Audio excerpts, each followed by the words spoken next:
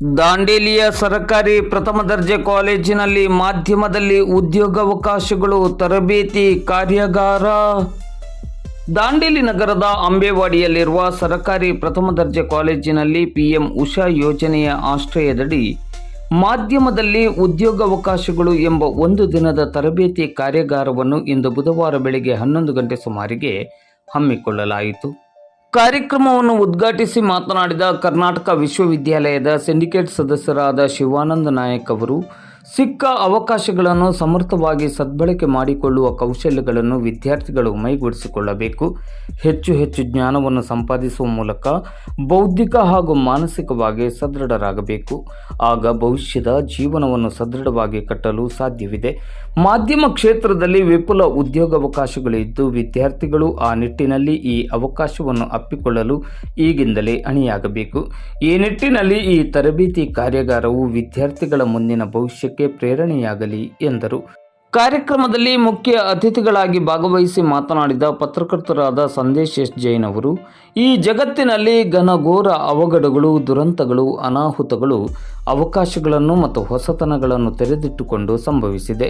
ಇಡೀ ಜಗತ್ತಿಗೆ ಸಂಕಷ್ಟವನ್ನು ತಂದುಕೊಟ್ಟ ಕೊರೋನಾದ ಸಂದರ್ಭದಲ್ಲಿ ಬದುಕೆ ದುಸ್ತರವಾಗತೊಡಗಿದಾಗ ಯೂಟ್ಯೂಬ್ ಸೇರಿದಂತೆ ಸಾಮಾಜಿಕ ಜಾಲತಾಣಗಳು ಸಮಾಜದ ಮುಖ್ಯ ಭೂಮಿಕೆಗೆ ಬಂದ ಪರಿಣಾಮವಾಗಿ ರಾಜ್ಯದಲ್ಲಿ ಸಹಸ್ರ ಸಂಖ್ಯೆಯಲ್ಲಿ ಜನರು ಅದರಲ್ಲಿ ತಮ್ಮ ಬದುಕನ್ನು ಕಂಡುಕೊಳ್ಳುವಂತಾಗಿದೆ.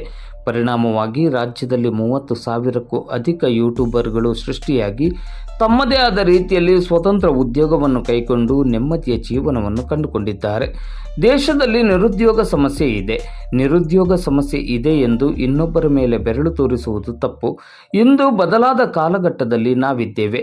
ಅವಕಾಶಗಳು ಸಾಕಷ್ಟಿವೆ. ಅವಕಾಶಗಳನ್ನು ಒಪ್ಪಿಕೊಳ್ಳುವ ಮತ್ತು ಅಪ್ಪಿಕೊಳ್ಳುವ ಕ್ರಿಯಾಶೀಲತೆ ಮತ್ತು ಮನಸ್ಸು ನಮ್ಮದಾಗಬೇಕಾಗಿದೆ. ಇಂದಿನ ದಿನಮಾನದಲ್ಲಿ ಸ್ವತಂತ್ರವಾಗಿ ಬದುಕು ಕಟ್ಟಿಕೊಳ್ಳಬಹುದು. ಆ ನಿಟ್ಟಿನಲ್ಲಿ ಎಲ್ಲ ಅವಕಾಶಗಳು ನಮ್ಮ ಮುಂದಿದ್ದು, ಅದನ್ನು ಸಮರ್ಥವಾಗಿ ಬಳಕೆ ಮಾಡಿಕೊಳ್ಳುವ ನಿಟ್ಟಿನಲ್ಲಿ ಯುವ ಜನತೆ ಯೋಚನೆ ಮಾಡಬೇಕಾಗಿದೆ ಎಂದರು. ಕಾರ್ಯಕ್ರಮದ ಅಧ್ಯಕ್ಷತೆಯನ್ನು ವಹಿಸಿ ಮಾತನಾಡಿದ ಕಾಲೇಜಿನ ಪ್ರಾಚಾರ್ಯರಾದ ಡಾಕ್ಟರ್ ಎಂ ಡಿ ವಕುಂದ್ ಅವರು, ಭವಿಷ್ಯದ ಈ ನಾಡಿನ ಪ್ರಜ್ಞಾವಂತ ನಾಗರಿಕರಾಗಬೇಕಾದ ವಿದ್ಯಾರ್ಥಿಗಳು ಕನಸನ್ನು ಹೊಂದಿರಬೇಕು.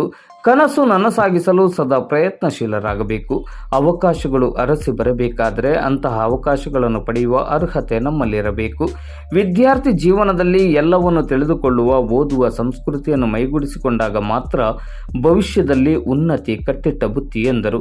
ಕಾಲೇಜಿನ ಪ್ರಾಚಾರ್ಯರಾದ ಡಾಕ್ಟರ್ ಎಂ ಡಿ ವಕುಂದ್ ಅವರ ಮಾರ್ಗದರ್ಶನದಲ್ಲಿ ಕಾಲೇಜಿನ ವಿದ್ಯಾರ್ಥಿಗಳು ಸಿದ್ಧಪಡಿಸಿದ ಕಾಲೇಜಿನ ವೆಬ್ಸೈಟ್ ಅನ್ನು ಅನಾವರಣಗೊಳಿಸಲಾಯಿತು.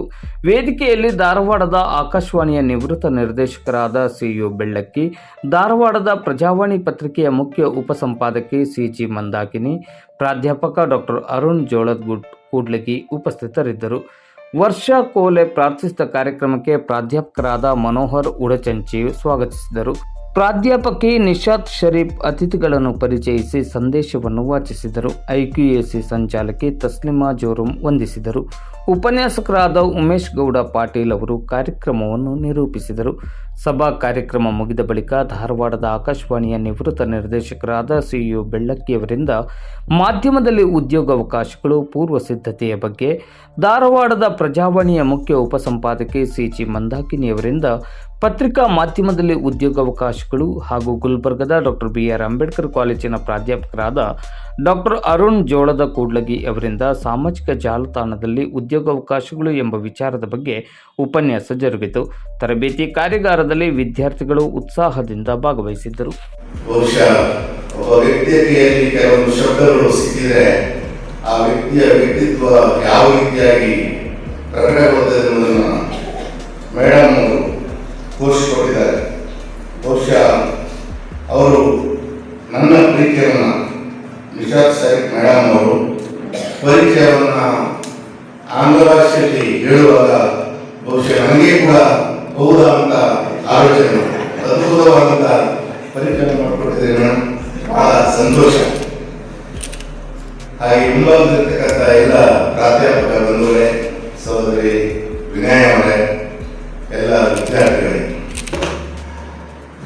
ಬಹುಶಃ ಏನು ಮಾತನಾಡಬೇಕು ಅನ್ನುವಂಥದ್ದು ಆಲೋಚನೆ ಮಾಡಬೇಕಾಗಿದೆ. ಇವತ್ತಿನ ಕಾರ್ಯಕ್ರಮ ಇರ್ತಕ್ಕಂಥದ್ದು ಬಹುಶಃ ಇಲ್ಲಿ PM ಉಷಾ ಯೋಜನೆಯಲ್ಲಿ ಒಂದು ದಿನದ ವೃತ್ತಿ ತರಬೇತಿ ಕಾರ್ಯಾಗಾರ ಮಾಧ್ಯಮದಲ್ಲಿ ಉದ್ಯೋಗ ಅವಕಾಶಗಳು. ಬಹುಶಃ ಈ ಮಾಧ್ಯಮದಲ್ಲಿ ಉದ್ಯೋಗ ಅವಕಾಶಗಳು ಎನ್ನುವಂತ ಕಾನ್ಸೆಪ್ಟ್ಗೆ ಸಂಬಂಧಪಟ್ಟಂತೆ ನಾನು ಯಾವ ವಿಚಾರದಲ್ಲಿ ಚರ್ಚೆಗೆ ಹೋಗೋದಿಲ್ಲ. ಯಾಕಂದ್ರೆ ಆ ಕ್ಷೇತ್ರದಲ್ಲಿ ತಮ್ಮನ್ನು ತೊಡಗಿಸಿಕೊಂಡು ತಮ್ಮ ಅಪಾರವಾದಂತಹ ಅನುಭವದ ಮೂಸೆಯಲ್ಲಿ ಮೂಡಿಬಂದಂತಹ ವಿಚಾರಗಳನ್ನ ಎಲ್ಲವನ್ನೂ ತಮ್ಮ ಮುಂದೆ ಅನಾವರಣಗೊಳಿಸಲಿಕ್ಕಿದ್ದಾರೆ ಆ ತಜ್ಞರು. ಬಹುಶಃ ಈ ಕಾರ್ಯಕ್ರಮವನ್ನು ನಾನು ದೀಪವನ್ನು ಬೆಳೆಸುವುದರ ಮೂಲಕವಾಗಿ ಉದ್ಘಾಟನೆ ಮಾಡಿದ್ದೇವೆ. ಭಾರತೀಯ ಸಂಸ್ಕೃತಿಯಲ್ಲಿ ದೀಪ ಎಂತಕ್ಕಂಥದ್ದು ಬಹಳ ಶ್ರೇಷ್ಠವಾಗಿರ್ತಕ್ಕಂಥದ್ದು. ಪ್ರಾಯಶಃ ನಾವು ಯಾವುದೇ ಕಾರ್ಯಕ್ರಮವನ್ನು ಉದ್ಘಾಟನೆ ಮಾಡುವ ಪೂರ್ವದಲ್ಲಿ ಶುಭದಾಯಕವಾಗಲಿ ಎನ್ನುವಂತ ಆಶಯದೊಂದಿಗೆ ನಾವು ಕಾರ್ಯಕ್ರಮವನ್ನು ದೀಪ ಬೆಳೆಸುವುದರ ಮೂಲಕವಾಗಿ ಆರಂಭಿಸ್ತೇವೆ. ಬಹುಶಃ ದೀಪದಲ್ಲಿರ್ತಕ್ಕಂಥ ವಿಶೇಷತೆ ಆಗಲಿ, ದೀಪದಲ್ಲಿರ್ತಕ್ಕಂಥ ಭಾವನಾತ್ಮಕ ಸಂಬಂಧ ಬಹಳ ಶ್ರೇಷ್ಠವಾಗಿರ್ತಕ್ಕಂಥದ್ದು. ಬಹುಶಃ ನಾವು ದೀಪವನ್ನ ಹಚ್ಚುವಾಗ ದೀಪ ಹಚ್ಚಿ ಮತ್ತೆ ಆ ದೀಪ ಹಚ್ಚುವುದರ ಮೂಲಕವಾಗಿ ಅದು 100,000 ಲಕ್ಷ ಕೋಟಿ ಹೀಗೆ ದೀಪಗಳು ಬೆಳಗಬೇಕು. ಅರ್ಥಾತ್ ವಿದ್ಯಾರ್ಥಿಗಳಾದಂತಹ ನೀವುಗಳು ಈ ದೀಪಗಳಾಗಿ ಈ ಭಾರತದಲ್ಲಿ ಒಂದು ಪ್ರಬುದ್ಧ ನಾಗರಿಕರಾಗಿ ಈ ದೇಶವನ್ನು ಕಟ್ಟತಕ್ಕಂಥ ಕೆಲಸವನ್ನ ಮಾಡಲಿಕ್ಕೆ ಪೂರಕವಾದಂತಹ ಆಶಯದೊಂದಿಗೆ ನಾವು ದೀಪವನ್ನು ಬೆಳೆಸ್ತಕ್ಕಂಥದ್ದು. ಬಹುಶಃ ನಮಗೆಲ್ಲ ಗೊತ್ತಿದೆ ದೀಪದಲ್ಲಿ ಎಂತ ವಿಶೇಷತೆ ಇದೆ ಅನ್ನುವಂಥದ್ದು. ದೀಪ ಒಂದು ಕಡೆ ಇದ್ರೆ ದ್ವೀಪ ಎನ್ನುವಂಥದ್ದು ಇನ್ನೊಂದು ಕಡೆ ಇರ್ತದೆ. ಬಹುಶಃ ನಮ್ಮ ಸೋದರಿ ವಿನಯ ಅಥವಾ ಕರಾವಳಿ ಭಾಗದಲ್ಲಿರ್ತಕ್ಕಂಥ ಅನೇಕರಿಗೆ ಗೊತ್ತಿದೆ. ದ್ವೀಪ ಅಂದ್ರೆ ಅಕ್ಷರಗಳಲ್ಲಿ ಸ್ವಲ್ಪ ಬಹುತೊಂದು ಬರುತ್ತಷ್ಟೇ. ಸುತ್ತಲೂ ನೀರಿನ ಕೋಟೆಯನ್ನು ಕಟ್ಟಿಕೊಂಡು ಪ್ರತ್ಯೇಕತೆಯ ವಾತಾವರಣದಲ್ಲಿ ಬೆಳೆಸುವಂತಹ ಒಂದು ಸ್ಥಳ. ಬಹುಶಃ ಅಲ್ಲಿ ಯಾವುದೇ ರೀತಿಯಾದಂತಹ ಸಂಬಂಧಗಳಾಗಲಿ ಅಥವಾ ಯಾವುದೇ ರೀತಿಯಾದಂತಹ ಚಟುವಟಿಕೆಗಳಾಗಲಿ ಅಂದ್ರೆ ಬೇರೆ ರೀತಿ ಇರಬಹುದು, ಅಲ್ಲಿ ಅವಕಾಶ ಇರೋದಿಲ್ಲ. ನಮ್ಮ ಸಂಬಂಧಗಳನ್ನ ಬಲಪಡಿಸ್ತಕ್ಕಂಥ ಯಾವ ಕೆಲಸಗಳನ್ನು ಕೂಡ ದ್ವೀಪಗಳಲ್ಲಿ ಮಾಡಲಾಗೋದಿಲ್ಲ ಅಥವಾ ಮಾಡೋದು ಇಲ್ಲ. ಆದರೆ ಪ್ರಜ್ವಲಿಸುವಂತ ದೀಪ ಮಾತ್ರ ಆಗಲ್ಲ. ನಾವು ಸಾಯಂಕಾಲ ಅವಧಿಯಲ್ಲಿ ಮನೆಯಲ್ಲಿ ನಾವು ಲೈಟ್ ಅನ್ನ ಆನ್ ಮಾಡಿ ಹೋಗ್ತೇವೆ. ಸೊ ನಮಗೆ ಗೊತ್ತಿದ್ದು ಗೊತ್ತಿರೋದು ನಮ್ಮ ಮನೆಗೆ ನಮ್ಮ ಹೃದಯವನ್ನ ತಟ್ಟಿಕೊಳ್ಳುತ್ತದೆ. ಅರ್ಥಾತ್ ಆ ದೀಪ ಎನ್ನತಕ್ಕಂಥದ್ದು ನಮ್ಮಲ್ಲಿ ಭಾವನಾತ್ಮಕವಾದ ಸಂಬಂಧವನ್ನ ಬೆಸೆಯುವುದರ ಮೂಲಕವಾಗಿ ನಾವು ಒಂದು ಆದರ್ಶವಂತ ವ್ಯಕ್ತಿತ್ವವನ್ನು ರೂಪಿಸಿಕೊಳ್ಳಿಕ್ಕೆ ನೆರವಾಗತಕ್ಕಂತಹ ಸಂಬಂಧವನ್ನು ಅದು ರೂಪಿಸ್ತಾ ಹೋಗ್ತದೆ, ರೂಪಾಗ್ತಾ ಹೋಗ್ತದೆ ಅಂತ ವಿಶೇಷತೆ ಇದೆ.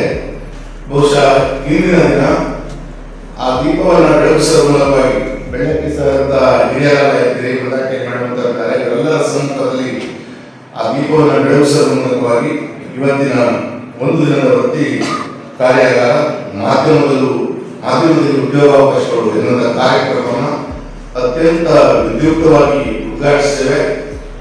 ಈ ಒಂದು ಕಾರ್ಯಾಗಾರದಲ್ಲಿ ಭಿನ್ನ ಭಿನ್ನ ನೆಲೆಯಲ್ಲಿ ತಮ್ಮದಾದಂತಹ ಪ್ರಬಂಧಗಳನ್ನು ಮಂಡಿಸುವ ಆ ಒಂದು ವಿಚಾರಗಳು ಹಾಗೂ ಅಲ್ಲಿ ಬರತಕ್ಕಂಥ ಎಲ್ಲ ಆಲೋಚನೆಗಳು ಫಲಪ್ರದವಾಗಲಿ, ಹಾಗೆ ಈ ಕಾರ್ಯಕ್ರಮ ಅತ್ಯಂತ ಅರ್ಥಪೂರ್ಣವಾಗಿ ಉದ್ಘಾಟಿಸಿದ್ದೇವೆ ಎನ್ನುತಕ್ಕಂಥ ಮಾತನ್ನ ಈ ಸಂದರ್ಭದಲ್ಲಿ ಹೇಳಲಿಕ್ಕೆ ಇಷ್ಟಪಡ್ತೇನೆ. ಬಹುಶಃ ಕ್ರಿಯಾಶೀಲತೆ ಅನ್ನುವಂಥದ್ದು ಯಾರ ಸುತ್ತಲ್ಲ, ಅದು ಸುಪ್ತಾವಸ್ಥೆಯಲ್ಲಿ ಇರಬಹುದು. ಸುಪ್ತಾವಸ್ಥೆಯಲ್ಲಿ ಇರಬಹುದಾದಂತ ಕ್ರಿಯಾಶೀಲತೆಗೆ ನಾವು ಸ್ವಲ್ಪ ಒಂದು ಇನ್ಸ್ಪಿರೇಷನ್ ಅನ್ನು ನೀಡಿದಾಗ, ಪ್ರೋತ್ಸಾಹವನ್ನು ನೀಡಿದಾಗ ಆ ಕ್ರಿಯಾಶೀಲತೆ ಬೆಳೀತಾ ಬರಲಿಕ್ಕೆ ಸಾಧ್ಯತೆ ಆಗ್ತದೆ.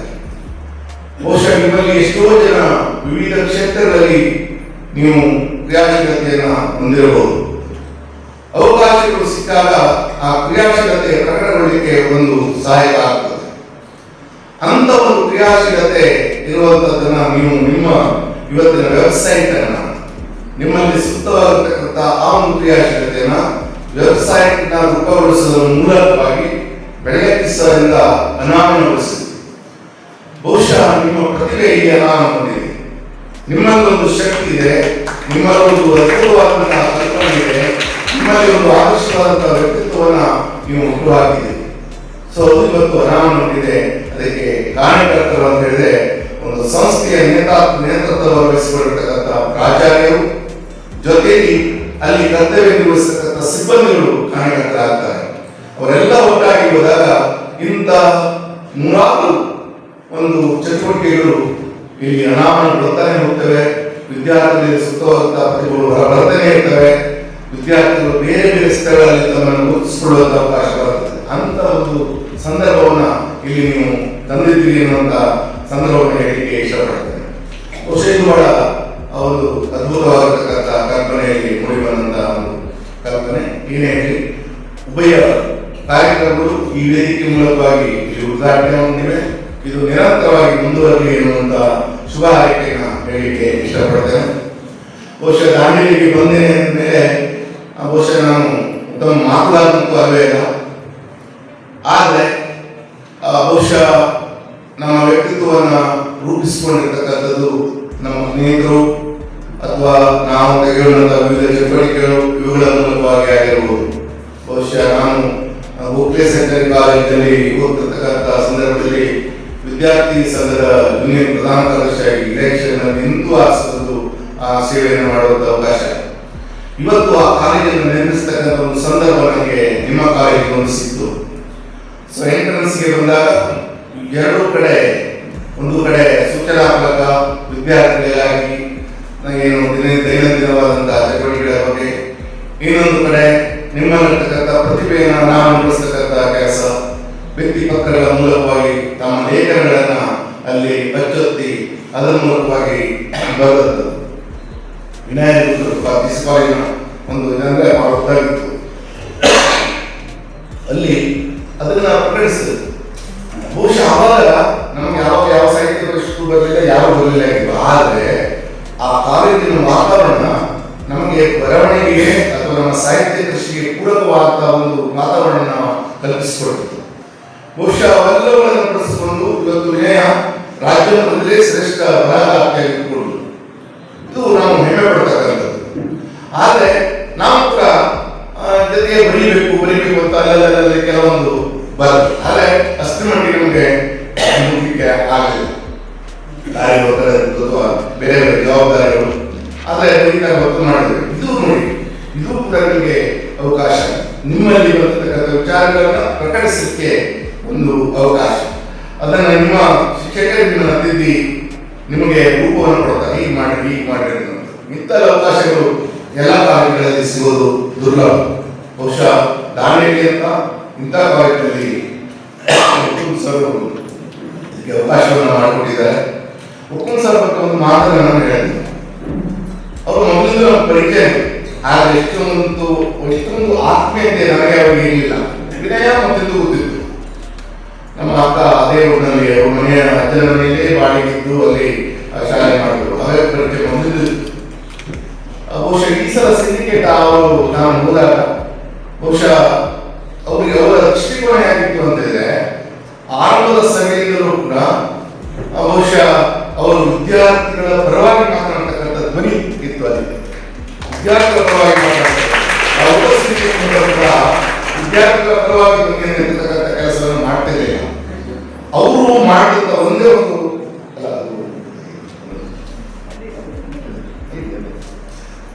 ಈ ಸಲ ಒಂದು ಉದಾಹರಣೆ ಹೇಳಿ ಇಷ್ಟಪಡ್ತೇನೆ. ಯಾಕಂದ್ರೆ ಅವರನ್ನು ಹೊಗಳಿಕೆ ಬಂದಿಲ್ಲ ನಾನು. ಅಂಕೋಲೆಯಲ್ಲಿ ಹೋದ ವರ್ಷ ಯುವಜನೋತ್ಸವ ಆಯಿತು. 1 ಲಕ್ಷ ರೂಪಾಯಿ ಅವರಿಗೆ ಕೊಟ್ಟಿದ್ರು. ಬಹಳ ವಿನಯರು ಸರ್ ನನಗೆ ಫೋನ್ ಮಾಡಿದ್ರು, ಸರ್ ನಮ್ಮ ವಿದ್ಯಾರ್ಥಿಗಳು ಇದ್ದಾರೆ, ವ್ಯವಸ್ಥೆ ಮಾಡಲಿಕ್ಕೆ ಆಗ್ತದೆ ನೋಡಿ ಅಂತೇಳಿ. ಬಹುಶಃ ನನಗೆ ಕಷ್ಟ ಆಯಿತು. ಆದ್ರೆ ಒಳ್ಳೆ ಮಾಡ್ಕೊಂಡು ಏನೇನು ಮಾಡ್ಕೊಂಡು ವ್ಯವಸ್ಥೆಯನ್ನ ಸರಿದಿಸ್ಬೋದು. ಆದರೆ ಅವರ ತಲೆಗೆ ಒಂದು ವಿಚಾರ ಇತ್ತು, ಮುಂದಿನ ವರ್ಷ ಇತ್ತಂದ್ರೆ ಆಗಲ್ಲ. ಆ ಕಾರಣಕ್ಕಾಗಿ ಏನಾದರೂ ಮಾಡೋಣ ಅಂತ ಹೇಳಿ ಅವರಿಗೆ ನೇತೃತ್ವ ವಹಿಸಿದ್ರು. ಇವಾಗ ಕೇವಲ 1 ಲಕ್ಷ ರೂಪಾಯಿ ಕೊಡ್ತಾ ಇದ್ರು. ಅದು ಸಾಲೋದಿಲ್ಲ. ನಾನು ಸದಸ್ಯನಾಗಿದ್ದೆ. ಇಬ್ಬರು ಕೂಡಿ ಕಮಿಟಿ ರಿಪೋರ್ಟ್ ಅನ್ನು ಕೊಟ್ವಿ. 1 ಲಕ್ಷ ಇದ್ದದೆ 2 ಲಕ್ಷ ಕೊಡಬೇಕು ಅಂತ ಹೇಳಿ ಪಾಸ್ ಆಯ್ತು. 1 ವರ್ಷ ಯಾವ ಒಪ್ಕೊಂಡ್ರು, ನಮ್ಮ ಸಿಂಡಿಕೇಟ್ ಪಾಸ್ ಆಯಿತು. ಬಹುಶಃ ವಿದ್ಯಾರ್ಥಿಗಳ ಪರವಾಗಿ ಧ್ವನಿಯನ್ನ ಎತ್ತಕ್ಕಂತ ಒಂದು ಬಲ ನಮಗೆ ಸಿಂಡಿಕೇಟ್ ನಲ್ಲಿ ಅವರ ಜೊತೆಯಲ್ಲಿ ಇತ್ತು. ಬಹುಶಃ ನನಗೆ ಈಗ ಸ್ವಲ್ಪ ಅಲ್ಲಿ ಅನಿಸ್ತದೆ, ಸರ್ ನಮಗೆ ಸ್ವಲ್ಪ ತೊಂದರೆ ಆಗ್ತದೆ. ಇವತ್ತು ಒಂದು ಆದೇಶವನ್ನು ತಗೊಂಡು ಬಂದಿದ್ದೆ ಪ್ರಸಾರ, ನಮ್ಗೆ ಸ್ವಲ್ಪ ಮಾರ್ಗದರ್ಶನ ಮಾಡಿ, ನಿಮ್ಮ ಅನುಭವ ಬಹಳ ಇದೆ ಅಲ್ಲಿ ನೋಡಿ ಅಂತೇಳಿ. ಯಾಕಂದ್ರೆ ನಾವೆಲ್ಲ ಬಂದವರಲ್ಲಿ ಸರ್ಕಾರದ ಪ್ರತಿನಿಧಿಗಳಾಗಿ ಬಂದೇವೆ. ಆದ್ರೆ ನನಗೊಂದು ಕಾನ್ಫಿಡೆಂಟ್ ಉಂಟು, ನಾನು ಇಂದು ಕೂಡ ಸಿಂಡಿಕೇಟ್ ಆಗಿದೆ. ಬಹುಶಃ ನಾನು ಈ ಸರ್ಕಾರದ ಪ್ರತಿನಿಧಿ ಆದರೂ ಕೂಡ ನಾನು ವಿಷಯ. ಹಾಗಾಗಿ ನನ್ನ ಧ್ವನಿ ಕೂಡ ವಿದ್ಯಾರ್ಥಿಗಳ ಪರವಾಗಿ ಇರ್ತದೆ. ವಿದ್ಯಾರ್ಥಿಗಳಿಗೆ ಒಳಿತನ ಬಯಸ್ತಕ್ಕಂಥ, ಶಿಕ್ಷಕರಿಗೆ ಒಳಿತನ ಬಯಸ್ತಕ್ಕಂಥ ರೀತಿಯಲ್ಲಿ ಮಾಡ್ತಾರೆ. ಹಾಗಾಗಿ ಅವರನ್ನು ನೋಡಬೇಕಾಯ್ತು. ದಯವಿಟ್ಟು ಇದು ವಾಸ್ತವಿಕ ಅನ್ನುವಂಥ ಮಾತನ್ನ ಇಲ್ಲಿ ಹೇಳಿಕ್ಕೆ ಇಷ್ಟಪಡ್ತೇನೆ. ಬಹುಶಃ ಮಾಧ್ಯಮ ಕ್ಷೇತ್ರ ಅಂತಕ್ಕಂಥದ್ದು ಇದನ್ನು ನಾನು ಹೀಗೆ ಅಂತ ಹೇಳಲಿಕ್ಕೆ ಸಾಧ್ಯತೆ ಇಲ್ಲ. ಬಹುಶಃ ಇವತ್ತು ಮಾಧ್ಯಮ ಉದ್ಯಮ ಆಗಿದೆ. ಮಾಧ್ಯಮ ಇವತ್ತು ಉದ್ಯಮ ಆಗಿದೆ. ಅದರ ಅನಿವಾರ್ಯತೆ ಕೂಡ ಬಂತು. ಬಹುಶಃ ಅನಿವಾರ್ಯತೆ ಕೂಡ ಇದೆ. ಸೊ ಮಾಧ್ಯಮ ಇದ್ದದ್ದು ಉದ್ಯಮ ಆಗಿ, ಈ ಉದ್ಯಮದ ಮೂಲಕವಾಗಿ ಹಲವಾರು ಮನಸ್ಸುಗಳಿಗೆ ತಮ್ಮ ಉದ್ಯೋಗವನ್ನ ಅಥವಾ ತಮ್ಮ ಬದುಕನ್ನ ಕಟ್ಟಿಕೊಳ್ಳಲಿಕ್ಕೆ ನೆರವಾಗತಕ್ಕಂಥ ಕ್ಷೇತ್ರವಾಗಿ. ಹಾಗಾಗಿ ಇದರಲ್ಲಿ ಇವತ್ತು ಸಾಕಷ್ಟು ಉದ್ಯೋಗಾವಕಾಶಗಳು ಇವೆ ಎಂಬುದನ್ನು ಮುಂದೆ ನೀವು ನೋಡ್ತೀರಿ ಯಾವ ರೀತಿ ಇದೆ ಅಂತ ಹೇಳಿ. ಬಹುಶಃ ಈ ಮಾಧ್ಯಮದ ಮೂಲಕವಾಗಿ ಇದು ಪ್ರಬಲವಾದಂತಹ ಅಂಗ ಅಂತ ನಾವು ಪ್ರಜಾಪ್ರಭುತ್ವದಲ್ಲಿ ಹೇಳ್ತೇವೆ. ಆದರೆ ಕೆಲವೊಮ್ಮೆ ಈ ಮಾಧ್ಯಮ ಕ್ಷೇತ್ರದಂತದ್ದು ಕೂಡ ಕೆಲವೊಮ್ಮೆ ಎಲ್ಲೋ ಆ ಒಂದು ಬದ್ಧತೆಗೆ ವಿರುದ್ಧವಾಗಿ ಹೋಗ್ತಕ್ಕಂಥದ್ದನ್ನು ನೋಡ್ತೇವೆ. ಬಹುಶಃ ನಾನೆಲ್ಲೋ ಓದಿದ್ದೇನೆ, ನನಗೆ ಈ ಪತ್ರಿಕೆ ಇರ್ತಕ್ಕಂಥದ್ದು, ಮುಖಪುಟ ಇರ್ತಕ್ಕಂಥದ್ದು ಅದು ಓದುಗನ ಸೊತ್ತು ಅಂತ. ಓದುಗನ ಸೊತ್ತು, ಬೇರೆಯವರಿಗೆ ಅವಕಾಶ ಇಲ್ಲ. ಬೇರೆಯವರಿಗೆ ಅವಕಾಶ ಇಲ್ಲ ಅಂದ್ರೆ ಜಾಹೀರಾತುಗಳಿಗೆ ಅಥವಾ ಇನ್ನಿತರ ಬೇರೆ ಪ್ರಕಟಣೆಗಳಿಗೆ ಅವಕಾಶಗಳಿಲ್ಲ. ಆದರೆ ಇವತ್ತು ಪ್ರಜಾವಾಣಿಯಿಂದ ಪತ್ರಿಕೆಗಳು, ಕೆಲವೊಂದು ಪತ್ರಿಕೆಗಳು ಅದನ್ನ ಆದಷ್ಟು ಕಾಪಾಡಿಕೊಂಡು ಬಂದಿವೆ ಆ ಬದ್ಧತೆಯನ್ನು. ಆದರೆ ಅನೇಕ ಪತ್ರಿಕೆಗಳನ್ನು ನಾವು ತೆಗೆದಾಗ ನಮ್ಗೆ ಏನಾಗ್ತದೆ, ಮುಖಪುಟ ತೆಗೆದುಕೊಂಡೆ ವೈಕುಂಠ ಸಮಾರಾಧನೆ ಒಂದು 5-6 ಕೊಡು, ಬೇರೆ ಬೇರೆ ಕೊಡು. ಬಹುಶಃ ಓದಿದಾಗ ಬೆಳಿಗ್ಗೆ ಶುಭ ಮುಂಜಾನೆ ಪೇಪರ್ ಅನ್ನು ಓದುವಾಗ ವಿಷಾದ ನೀಡುವಂತ ಸುದ್ದಿಗಳನ್ನು ಓದಬೇಕಾದಂತ ಸಂದರ್ಭ ಬಂದ್ಬಿಡುತ್ತದೆ. ಅದಕ್ಕಾಗಿ ಅವೆಲ್ಲವೂ ಕೂಡ ಒಳಪಟ್ಟು ಸೇರಿದ್ರೆ ನಮಗೆ ಓದುಗರಿಗೆ ಮುಖಪುಟದಲ್ಲಿಯ ವಿಷಯಗಳು ಬಹುಶಃ ನಮ್ಮ ಬದುಕನ್ನು ರೂಪಿಸಿಕೊಳ್ಳಿಕ್ಕೆ, ನಮಗೆ ಹುರುಪನ್ನು ನೀಡಲಿಕ್ಕೆ, ನಮ್ಮ ಒಂದು ಪ್ರೋತ್ಸಾಹವನ್ನು ನೀಡತಕ್ಕಂಥ ವಿಚಾರಗಳಲ್ಲಿ ಬಂದ್ರೆ ನಮಗೆ ಬಹಳ ಅನುಕೂಲ ಆಗ್ತದೆ ಅಂತ ಪರಿಸ್ಥಿತಿ ಬರಬೇಕಿತ್ತು. ಆದರೆ ನಮಗೆ ಬಹಳಷ್ಟು ವಿಮರ್ಶೆ ಮಾಡೋ ಸಂದರ್ಭ ಇಲ್ಲ. ಅದು ಕ್ರಮದಲ್ಲಿ ಆ ರೀತಿಯಾಗಿ ನಡ್ಕೊಂಡು ಬಂದಿದೆ. ಏನೇ ಆದರೂ ಕೂಡ ಮಾಧ್ಯಮ ತನ್ನ ಪ್ರಬಲವಾದಂತಹ ಅಸ್ತ್ರ, ಆ ಮಾಧ್ಯಮದ ಮೂಲಕವಾಗಿ ಅದು ಪ್ರಿಂಟ್ ಮೀಡಿಯಾ ಆಗಿರ್ಬೋದು, ಯಾವುದೇ ಇರ್ಬೋದು, ಬಹುಶಃ ಅವುಗಳ ಮೂಲಕವಾಗಿ ಇವತ್ತು ನಾವು ಜಾಗೃತಿಯನ್ನು ಕಂಡುಕೊಳ್ತಾ ಇದ್ದೇವೆ. ನಮಗೆ ಸಾಕಷ್ಟು ಅವಕಾಶಗಳು ಸಿಗ್ತಾ ಇದೆ ಎನ್ನುವಂತ ಮಾತನ್ನ ಹೇಳಿಕ್ಕೆ ಇಷ್ಟಪಡ್ತಾರೆ. ಅಂತ ಒಂದು ವಿಚಾರಗೋಷ್ಠಿ ಇಲ್ಲಿ ಬೇರೆ ಬೇರೆ ಸಂಪರ್ಕ ವ್ಯಕ್ತಿಗಳು ನಮ್ಮ ಮುಂದೆ ತೆರೆದಿಟ್ಟಿದ್ದಾರೆ. ಮಾಧ್ಯಮದಲ್ಲಿ ಉದ್ಯೋಗಾವಕಾಶಗಳು ಪೂರ್ವ ಸಿದ್ಧತೆ ಯಾವ ರೀತಿ ಇರಬೇಕು ಎನ್ನುವಂಥದ್ದನ್ನು ಸರ್ ನಿಮ್ಮ ಮುಂದೆ ತೆರೆದಿಟ್ಟಿದ್ದಾರೆ. ಪತ್ರಿಕಾ ಮಾಧ್ಯಮದಲ್ಲಿ ಉದ್ಯೋಗಾವಕಾಶಗಳು ಸಂಪನ್ಮೂಲಗಳು ಮಂದಾಕಿನಿ ಮೇಡಮ್ ಅವರು ಅದನ್ನು ಮುಂದೆ ತೆರೆದಿಟ್ಟಿದ್ದಾರೆ. ಸಾಮಾಜಿಕ ಜಾಲತಾಣದಲ್ಲಿ ಉದ್ಯೋಗಾವಕಾಶಗಳು ಕೊಟ್ಟಿ ಸರ್ ಅವರು ತಮ್ಮ ಮುಂದೆ ತಿಳಿಸಿಕೊಡುತ್ತಿದ್ದಾರೆ. ಸೊ ಇವೆಲ್ಲವೂ ಕೂಡ ನೀವು ಏನು ಅವಕಾಶಗಳಿವೆ ಎನ್ನುವುದನ್ನು ಸೂಕ್ಷ್ಮವಾಗಿ ಗ್ರಹಿಸಿಕೊಂಡು ನೀವು ನಿಮ್ಮ ಬದುಕನ್ನು ರೂಪಿಸಿಕೊಳ್ಳಿಕ್ಕೆ ಪ್ರಯತ್ನವನ್ನ ಮಾಡಬೇಕು. ಅಂದ್ರೆ ಮಾಧ್ಯಮದಲ್ಲಿ ಉದ್ಯೋಗಾವಕಾಶಗಳು ಇಲ್ಲ ಅಂತ ಇವತ್ತು ಸಾಕಷ್ಟು ಇವೆ, ಅದೇನು ಅಂತ ಅವರು ಹೇಳ್ತಾರೆ. ಏನೇ ನಮ್ಮೊಂದು ಕಾನ್ಫಿಡೆನ್ಸ್ ಇರಬೇಕು. ನಾವು ಕಾನ್ಫಿಡೆನ್ಸ್ ಮೂಲಕವಾಗಿ ನಾವು ನಮ್ಮ ಬದುಕನ್ನು ರೂಪಿಸಿಕೊಳ್ತಕ್ಕಂಥ ಪ್ರಯತ್ನವನ್ನು ನಾವು ಮಾಡಬೇಕು. ಬಹುಶಃ ಎಲ್ಲ ಅವಕಾಶಗಳಿವೆ. ಆ ಅವಕಾಶಗಳು ಸಿಕ್ಕಾಗ ನಾವು ಅದನ್ನು ಸರಿಯಾಗಿ ಬಳಸಿಕೊಳ್ಳದಿದ್ರೆ ನಾವು ನಿಷ್ಪ್ರಯೋಜಕರಾಗಿರ್ತೇವೆ. ಸೊ ಈ ಅವಕಾಶಗಳನ್ನುವಂಥದ್ದೇ ಅದು ಬಹಳ ಕಷ್ಟ. ಅದಕ್ಕೆ ನಮಗೆ ಹೆಮ್ಮೆ ಉಂಟು. ನಾವೇನು ಪ್ರತಿಭಾವಂತರಲ್ಲಾಗಿ ಈಗೂ ಅಲ್ಲ, ಆದರೆ ಸಿಕ್ಕಂತ ಅವಕಾಶಗಳನ್ನು ಮಾತ್ರ ಏನು ಬಿಟ್ಟಿಲ್ಲ. ಆ ಸಿಕ್ಕಂತ ಅವಕಾಶಗಳನ್ನ ಸರಿಯಾಗಿ ಸಮಯಕ್ಕೆ ಸರಿಯಾಗಿ ಸದುಪಯೋಗಪಡಿಸಿಕೊಳ್ಳುವುದರ ಮೂಲಕವಾಗಿ ನಮ್ಮ ಬದುಕಿಗೆ ನಾವು ಒಂದು ಹೊಸತನವನ್ನು ಕಂಡುಕೊಳ್ಳಲಿಕ್ಕೆ ಸಾಧ್ಯತೆ ಇದೆ. ಆ ಅವಕಾಶಗಳು ಈ ಭಾಗದಲ್ಲಿ ಇದೆ. ಸುಂದರವಾದಂತಹ ಭೌತಿಕವಾದಂತಹ ಪರಿಸರ ಇಲ್ಲಿ ಇದೆ. ಕಟ್ಟಡ ಪೀಠೋಪಕರಣಗಳು ಎಲ್ಲವೂ ಕೂಡ ಉಂಟು. ಸೊ ನಿಮಗೆ ಪಾಠವನ್ನು ಮಾಡಲಿಕ್ಕೆ ಸಾಕಷ್ಟು ಮಾನವ ಸಂಪನ್ಮೂಲ ಸ್ಕಿಲ್ಡ್ ಮ್ಯಾನ್ ಅವರು ಸಿದ್ಧರಾಗಿದ್ದಾರೆ. ಭೌತಿಕವಾದ ಪರಿಸರ ಮತ್ತು ಸ್ಕಿಲ್ಡ್ ಮ್ಯಾನ್ ಇವುಗಳ ಮೂಲಕವಾಗಿ ನಿಮ್ಮ ಭಾವಶ್ರೀಮಂತಿಕೆಯನ್ನ ಬೃಹದಾಕಾರವಾಗಿ ನಿಮ್ಮಲ್ಲಿ ಬೆಳೆಸಿಕೊಳ್ಳಲಿಕ್ಕೆ ಅವಕಾಶ ಇರಬಹುದಾದಂತಹ ಪೂರ್ವಕ ಎಲ್ಲವೂ ಕೂಡ ಇಲ್ಲಿ ಉಂಟು. ಅದನ್ನು ನೀವು ಬೆಳೆಸಿಕೊಳ್ಳಿ ಎನ್ನುವಂತ ಮಾತನ್ನು ಹೇಳ್ತೇನೆ. ನಿಮ್ಮೆಲ್ಲ ಕನಸುಗಳು ಬಹುಶಃ ಅಬ್ದುಲ್ ಕಲಾಂ ಅವರು ಒಂದು ಕಡೆ ಹೇಳ್ತಾ ಇದ್ದಾರೆ, ಕನಸು ಕಾಣುವುದೆಂದರೆ ನಮಗೆ ರಾತ್ರಿ ನಿದ್ದೆಯಲ್ಲಿ ಕಾಡುವ ಸಂಗತಿ ಅಲ್ಲ. ಕನಸು ಕಾಣುವುದೆಂದರೆ ನಮಗೆ ರಾತ್ರಿ ನಿದ್ದೆಯಲ್ಲಿ ಕಾಡುವ ಸಂಗತಿ ಅಲ್ಲ. ಕನಸು ಕಾಣುವುದೆಂದರೆ ನಮಗೆ ರಾತ್ರಿ ನಿದ್ದೆಯನ್ನು ಕೊಡದೇ ಕಾಡುವ ಸಂಗತಿ ಆಗಬೇಕು.